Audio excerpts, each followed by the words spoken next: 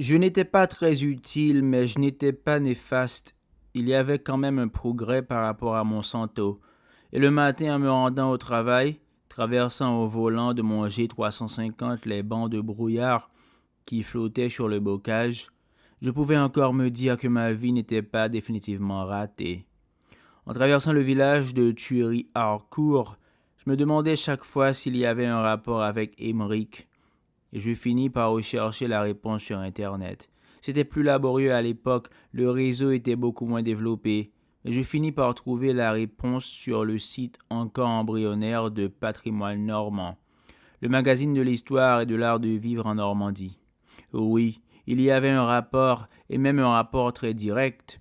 Le bourg s'était originellement appelé Thury, puis Harcourt en référence à la famille. Il était redevenu Thury à la Révolution avant de prendre son nom actuel de Thury-Harcourt, dans une tentative de réconciliation des deux Frances. Il s'y était élevé depuis l'époque de Louis XIII, un château gigantesque, parfois qualifié de Versailles normand, qui servait de résidence au duc d'Harcourt, alors gouverneur de la province.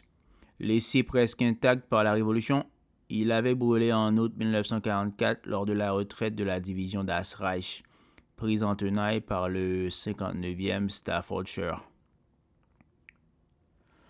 Pendant mes 3 années d'études à l'agro, Émeric d'Harcourt-Hollande avait été mon seul véritable ami, et j'avais passé le plus clair de mes soirées dans sa chambre, d'abord à Grignon, puis dans le pavillon de l'agro à la Cité internationale, à descendre des packs de 8,6 en fumant de la bœuf.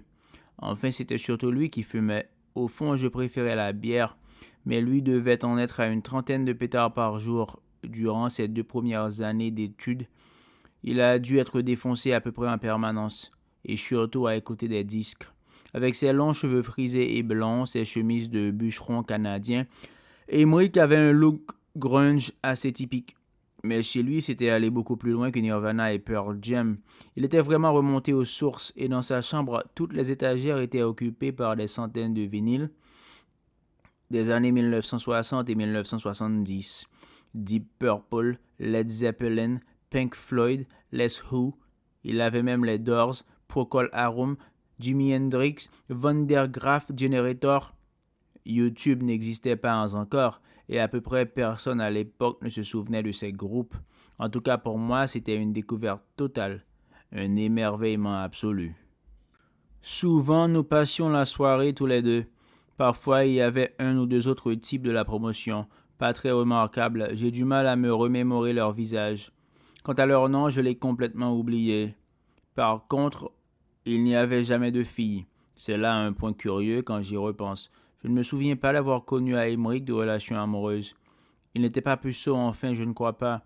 Il ne donnait pas l'impression d'avoir peur des filles, mais plutôt de penser à autre chose, peut-être à sa vie professionnelle. Il y avait en lui un sérieux qui m'a sans doute échappé à l'époque, parce que ma vie professionnelle, pour ma part, je m'en foutais complètement. Je ne crois pas y avoir pensé plus d'une demi-minute. Il me paraissait invraisemblable qu'on s'intéresse sérieusement à autre chose qu'aux filles. Et le pire est qu'à 46 ans, je m'apercevais que j'avais eu raison à l'époque. Les filles sont des putes si on veut, on peut le voir de cette manière, mais la vie professionnelle est une pute bien plus considérable et qui ne vous donne aucun plaisir. À la fin de la 2e année, je m'attendais à ce qu'Emeric choisisse comme moi une spécialisation bidon, genre sociologie rurale ou écologie. Mais au contraire, il s'inscrivit en zootechnie, considérée comme une filière de bosseur. À la rentrée de septembre, il arriva avec les cheveux courts et une garde-robe entièrement renouvelée. Et lorsqu'il partit faire son stage de fin d'études chez Danone, il était carrément en costume cravate. Nous nous vîmes un peu moins cette année-là, dont je me souviens plus ou moins comme d'une année de vacances. J'avais finalement choisi la spécialisation d'écologie et on passait notre temps à se déplacer un peu partout en France pour étudier sur le terrain telle ou telle formation végétale. À la fin de l'année, j'avais appris à reconnaître les différentes formations végétales présentes en France. Je pouvais prévoir leur occurrence à l'aide d'une carte géologique et des données météorologiques locales. Et c'était à peu près tout, même si ça devait me servir par la suite à clouer le bec des militants verts lorsque la conversation venait sur les conséquences réelles du réchauffement climatique. Lui-même avait effectué une grande partie de son stage au service marketing de Danone et on pouvait raisonnablement s'attendre à ce que sa carrière soit consacrée à la conception de nouveaux yaourts à boire ou de nouveaux smoothies. Il devait me surprendre une nouvelle fois, le soir de la cérémonie de remise des diplômes, en me déclarant qu'il avait l'intention de reprendre une exploitation agricole dans la Manche. Les ingénieurs agronomes sont présents à peu près dans tous les domaines de l'industrie agroalimentaire, parfois à des postes techniques, le plus souvent à des postes de direction. Mais il n'arrive à peu près jamais qu'ils deviennent eux-mêmes agriculteurs. En consultant l'annuaire des anciens élèves de l'agro pour retrouver son adresse, je m'aperçus qu'Emeric était le seul de notre promotion à avoir fait ce choix. Il habitait à Canville-la-Roque, me prévint au téléphone que j'aurais du mal à trouver et qu'il me faudrait demander aux habitants le château d'Hollande. Oui, ça appartenait à sa famille aussi, mais c'était bien antérieur à Thury-Harcourt. Le château avait été détruit une première fois en 1204, puis reconstruit au milieu du XIIIe siècle. Sinon, il s'était marié l'an dernier. Sur son exploitation agricole, il avait un troupeau de 300 laitières. Il avait pas mal investi, enfin il m'en parlerait. Non, il n'avait revu personne de l'agro depuis son installation. J'arrivai devant le château d'Hollande à la tombée du soir. C'était moins un château qu'un incohérent assemblage de bâtisses, dans un état de conservation variable. On avait du mal à reconstituer le plan initial de l'édifice. Au centre, un bâtiment d'habitation principale, rectangulaire et massif, semblait encore se tenir à peu près. Des herbes et des mousses avaient cependant commencé à grignoter les pierres. Mais il s'agissait de blocs de granit épais, du granit de Flamanville probablement. Il faudrait encore quelques siècles pour les attaquer sérieusement. Plus vers l'arrière, un donjon cylindrique élevé et mince semblait presque intact. Mais plus près de l'entrée, le donjon principal, qui avait dû être carré et constituer le noyau militaire de la forteresse, avait perdu ses fenêtres et sa toiture. Les lambeaux de murs restants étaient adoucis, arrondis par l'érosion. Ils se rapprochaient doucement de leur destin géologique. À une centaine de mètres, un grand hangar et un silo juraient dans le paysage par leur éclat métallique. Je crois que c'était le premier bâtiment récent que je voyais depuis une cinquantaine de kilomètres. Emeric avait de nouveau les cheveux longs et s'était remis à porter des grosses chemises à carreaux, mais cette fois elles étaient redevenues ce qu'elles étaient à l'origine, des vêtements de travail. L'endroit a servi de cadre à la fin du dernier roman de Barbé d'Aurevilly, Une histoire sans nom, m'apprit-il. En 1882, Barbé le qualifie de vieux château presque délabré. Comme tu peux le voir, ça ne s'est pas arrangé depuis. Tu n'es pas aidé par les monuments historiques? Vaguement. On est inscrit à l'inventaire en tout cas, mais c'est rare qu'on obtienne une aide. Cécile, ma femme, aimerait faire de gros travaux de rénovation pour les transformer en hôtel. Enfin, un hôtel de charme, ce genre de choses. Effectivement, il y a une quarantaine de chambres inoccupées. On chauffe 5 pièces sur le total. Tu veux boire quoi? J'ai accepté un verre de Chablis.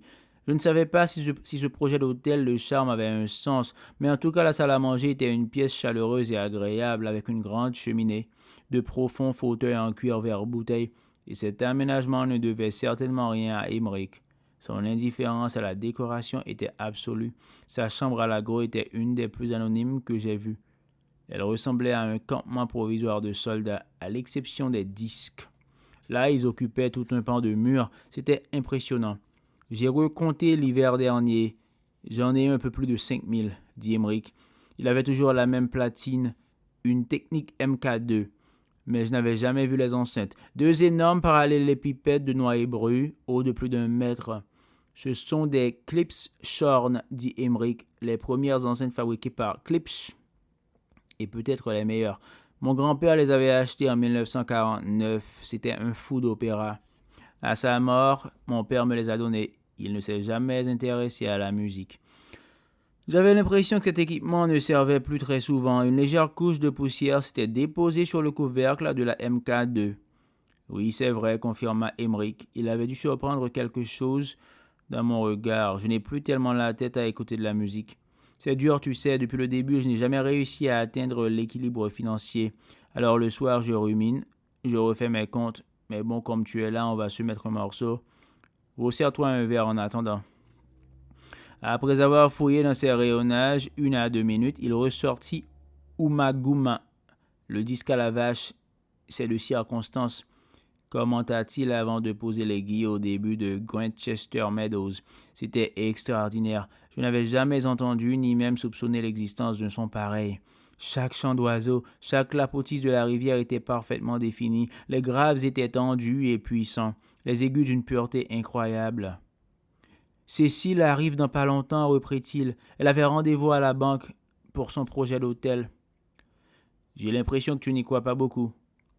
Je ne sais pas. Est-ce que tu as eu l'impression de voir beaucoup de touristes dans la région? À peu près aucun. Eh bien voilà. Remarque, je suis d'accord avec elle sur un point. Il faut faire quelque chose.